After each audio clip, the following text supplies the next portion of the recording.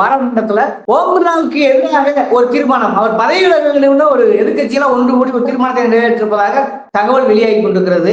இப்படியான அதிர்ச்சி சம்பவத்தை எப்படி சேர்த்து புரிஞ்சுக்கிறது? அதாங்க அவர் நம்ம ஒரு கவர்னர் இருக்காரு, ஆர்.எம். ரவி இருக்காரு இல்லையா, அது மாதிரி செயல்பட்டு இருக்காரு. நீங்க 3 நாளா நீங்க பாக்குறாங்க பட்ஜெட் கூட்டத்தொடர்ல ஒரு மொபைலை எடுத்து காமிக்கிறார். யாரு? ராகுல் காந்தி. இந்த மொபைலை எடுத்து காமிச்சு இதை நீங்க மேக் இன் இந்தியா என்று சொல்கிறீங்க. மேக் இன் இந்தியான்னா இதை எதுல மேக் பண்ணீங்க? இல்ல உள்ள மதர் போர்டை நீங்க மேக் பண்ணீங்களா? உள்ள சிப்பை நீங்க மேக் பண்ணீங்களா? மேல கூட கவரை நீங்க மேக் பண்ணீங்களா? கிளாஸ் மேக் எல்லாமே மேட் இன் சைனா. இங்க அசம்பிள் பண்ணிருக்கிறீங்க என்று அதை தூக்கி காமிக்கிறார். உடனே யாரும் அப்சன் பண்ணணும்? அப்சன் பண்ண வேண்டிய ஆள் யாருன்னா அங்க இருக்கக்கூடிய அமைச்சர்கள் பண்ணுவாங்க. அதாவது பாஜக எம்பிக்கள் பண்ண வேண்டும், பிரதமர் மோடி பேச வேண்டும், அமித்ஷா பேச வேண்டும். அவங்க எல்லாம் உள்துறை அமைச்சர் யாரும் பேசல. யாரு பேசுறா? ஓம் பிர்லா பேசுகிறார். இந்த இதெல்லாம் நீங்க சொல்லக்கூடாது, இதெல்லாம் அவுட் ஆஃப் கண்ட்ரோல். நீங்க தானங்க சொன்னீங்க. அவர் சொல்றாரு, கிரண் ரிஜிஜு அவர்கள் இதை பேசினாரு, மேக் இன் இந்தியா நீங்க பேசுனீங்க, நான் அது பதில் சொல்றேன். அப்ப இந்த பதில் சொல்ல விடணுமா இல்லையாண்டு என்ன செய்யறாரு? ஒவ்வொரு ராகுல் காந்தியுடைய பேச்சுல பல முறை மரியாதைக்குரிய ஓம் பிர்லா அவர்கள் இடத்தில் பண்ணிக்கிட்டே இருந்தாரு. ஒண்ணு.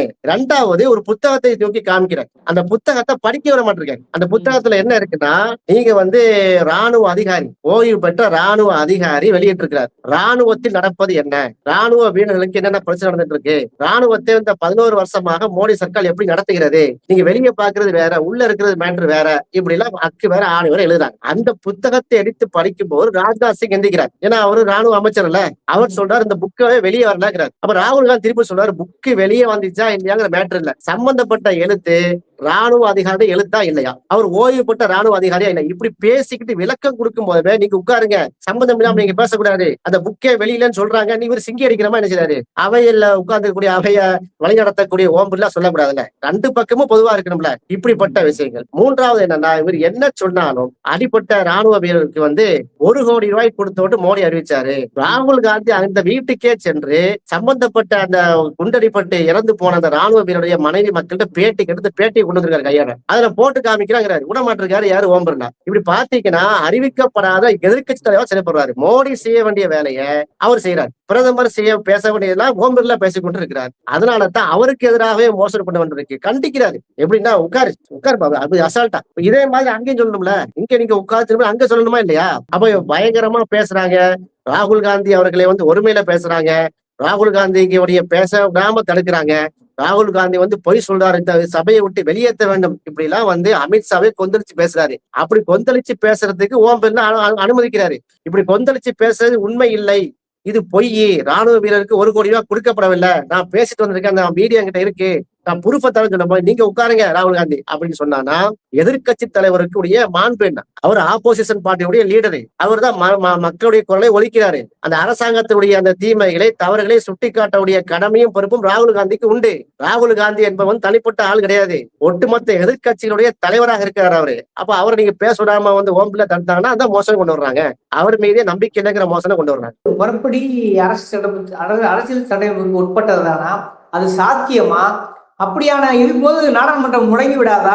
இது ஒரு வகையில மக்களுடைய குழப்பத்தை ஏற்படுத்தாத ஒரு கேள்வி இருக்குல்ல. இல்ல, இது மாதிரி கடந்த காலங்கள்ல இந்த மாதிரி மோஷன்ஸ் பாஸ் பண்ணிருக்கிறாங்க. வாஜ்பாய் ஆட்சி காலத்திலே நடந்திருக்கு இந்த மாதிரி. சந்திரசேகர் ஆட்சி காலத்துல இந்த மாதிரி நடந்திருக்கிறது. ஆனா என்ன, பேச்சுவார்த்தை மூலமாக ஒரு கமிட்டி போட்டு அதை முடிப்பாங்கன்னு வைங்களேன். அது ஒரு அறிவுறுத்துவாங்க. பிரசிடென்ட்டுக்கே கம்ப்ளைண்ட் பண்ணலாம், பிரசிடென்ட்டுக்கு கம்ப்ளைண்ட் பண்ணலாம். அதாவது கோர்ட்டு சம்பந்தமான வெர்டிக்ட் சம்பந்தமாக ஏதாவது பேசினாங்கன்னா உச்ச நீதிமன்றத்துக்கு போகலாம். அந்த அளவுக்கு சபையுடைய மாண்புகள் சீர்குலைய கூடாது நம்ம நினைக்கிறோம். இது எப்படி வரணும்னா, கான்ஸ்டிடியூஷன்ல அதுக்கு ரைட்ஸ் இருக்கிறது இந்திய அரசியல் சட்டத்துல. ஏன்னா அந்த அவையில உள்ள சபாநாயகரை பொறுத்தவரையில ஸ்பீக்கர், லோக்சபா ஸ்பீக்கர், ராஜ்யசபா ஸ்பீக்கரை பொறுத்தவரையில எதிர்கட்சிகளும் ஆளுங்கட்சியும் 2 பேரும் சேர்ந்து அமர வைக்கக்கூடியதுதான்.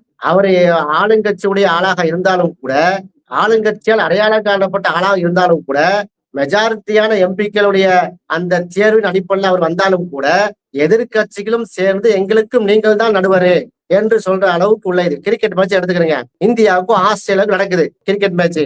நடுவரா ஒரு ஆஸ்திரேலியாக்கா நிக்கிறான்னு வைங்களேன், அவரு என்ன செய்யக்கூடாது? நடுவராகத்தான் இருக்க வேண்டுமே தவிர என்னுடைய நாடு ஆஸ்திரேலியான்னு சொல்லி என்ன செய்யக்கூடாது? இந்தியாவுக்கு எதிராக தீர்ப்பு கொடுக்க கூடாது. அதான் நடுவருடைய பங்கு. அப்ப நடுவராக இருக்க வேண்டிய ஒரு ஸ்பீக்கர் அவையில இருக்கக்கூடியவரு நடுகளை தவறுறாரு. ஒரு கண்ணில் வெண்ணையும் ஒரு கண்ணில் சுண்ணாம்பை வைக்கிறாரு. அதுக்காகத்தான் அவருக்கு எதிரான தீர்மானத்தை கொண்டு வர்றாங்க. இது பாஸ் ஆகுதோ ஃபெயில் ஆகுதோ, இப்படிப்பட்ட ஒரு வரலாறு இருக்கக்கூடாது நம்ம விரும்புறோம். அதுதான் விரும்புறாரு. ஓம் பிர்லா அவர்களுடைய மகள் மேல் சர்ச்சை வந்துச்சா இல்லையா? இந்த மகள் எப்படி வந்து IAS பாஸ் பண்ணாங்க, ஒரே அட்டம்ப்ட்ல வந்து எப்படி ஃபர்ஸ்ட் மார்க் எடுத்தாங்க கேட்டாங்களா இல்லையா? போன வருஷம் கேட்டாங்க. பதில் சொன்னாரு ஓம்பர்லா, பதில் சொல்லவில்லை. அது கடந்து போயிட்டாங்க. சரி வேண்டாம், ரொம்ப நோண்ட வேண்டாம். அது சபாநாயகன்னு ஒரு மரபு இருக்கிறது, அவருக்கு ஒரு கண்ணியம் இருக்கிறதுன்னு சொல்லி எதிர்கட்சிகள் அதை வந்து பெருசா பேசினாங்க, சர்ச்சையாச்சு, அதோட ஆஃப் பண்ணிட்டாங்க. சரி வேற அளவுக்கு போக வேண்டாம் அப்படின்னு விட்டாங்க. அப்ப அந்த அளவுக்கு பிளெக்சிபிளாகத்தான் இருக்கிறார்கள். எதிர்கட்சி கூட எதிரி கட்சியா இல்லை ஓம் பிர்லா விஷயத்தில். ஆனால் ஓம் பிர்லா அவர்கள் தொடர்ச்சியாக RN ரவி மாதிரி செயல்படுகிறார். அவர் RSS காரதாங்கிற நிரூபிச்சிட்டு இருக்காரு. நான் பாஜகவுடைய வந்து செம்பு தூக்கியே தான் நான் இருப்பேன், ஜனநாயகத்தின் குறைவை நெறிப்பேன், வாயடைப்பேன். எதிர்கட்சியில் குறிப்பா எங்க தலைவருக்கு எழுச்சி தமிழர் பேசும்போது, மக்களுடைய குரலை பேசும்போது உடனே ஆம்பிளிஃபையர் ஆஃப் பண்றாங்க. அவர் இப்படி எங்க தலைவர் இப்படி கொஞ்சம் 1 நிமிஷம் 2 நிமிஷம் 10 செகண்ட் தாங்க, இப்படி வந்து அவர் நெருக்கடியில மத்தியில பேசுறதுக்கு பாத்துருப்பீங்க. இப்ப உள்ள போயிருக்காரு. நீ நாளைக்கு நாளமெல்லாம் பேசுவாரு பாருங்களேன். பேசவே விட மாட்டாங்க. ஏன்? தலைவர் திருமாவளவன் அவர் பேசும்போது புட்டு வைப்பாரு. அத்தனை விஷயம் ரெக்கார்டு பூர்வா பேசுவாரு, தரவுகளோட பேசுவாரு, கண்டிச்சு பேசுவாரு. பாஜகவுடைய அத்தனை சட்டவிரோத செயலியை வந்து பப்ளிக்கா போட்டு உடைப்பாரு, சட்டப்படியா பேசுவாரு. அவரை பேச விட்டா உடனே ஆம்பிளிஃபையர் ஆஃப் பண்ணுங்க, இந்த டைம் முடிஞ்சு போச்சுன்னு உட்கார வைங்க. அப்படி பல தடவை ஓம் பிர்லா செய்திருக்காரா இல்லையா? இதனாலதான் ஒட்டுமொத்த எதிர்கட்சியில வந்து செய்தி சரியில்லை, சபாநாயகரை மாத்துங்க அப்படிங்கிற மாதிரியான ஒரு கோரிக்கை வைக்கிறாங்க.